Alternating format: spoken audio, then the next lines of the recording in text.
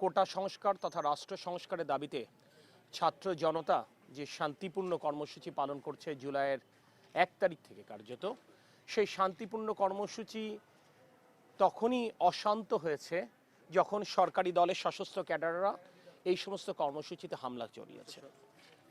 যশোরে অতীতে বিএনপি কার্যালয় একাধিকবার আক্রান্ত হয়েছে, আমাদের শীর্ষ নেতৃত্বের বাড়িতে একাধিকবার তারা বোমা হামলা করেছে, ভাঙচুর করেছে। এটা কারা করেছে? এটি কারোর অজানা নয়, এটি শাসক দলের চরিত্র। আজকে দেখেন এই দলীয় কার্যালয়ে আগুন দেওয়ার কারণে আরও একটি জিনিস আবারও নতুন করে স্পষ্ট হলো।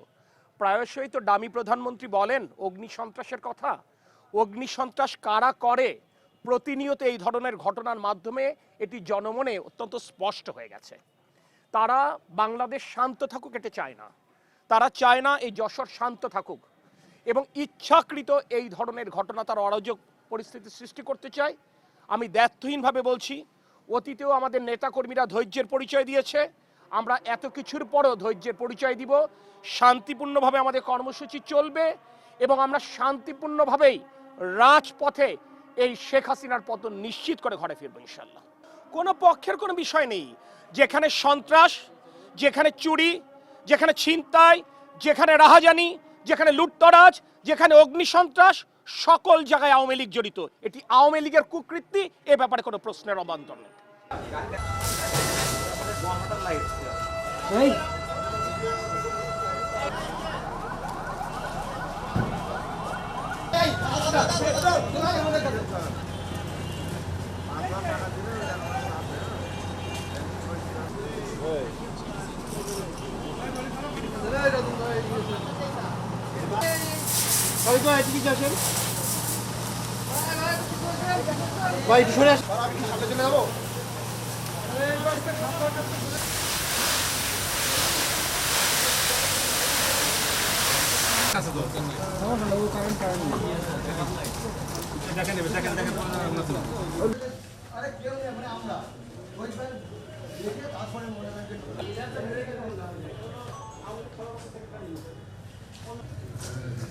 আগুন ধরে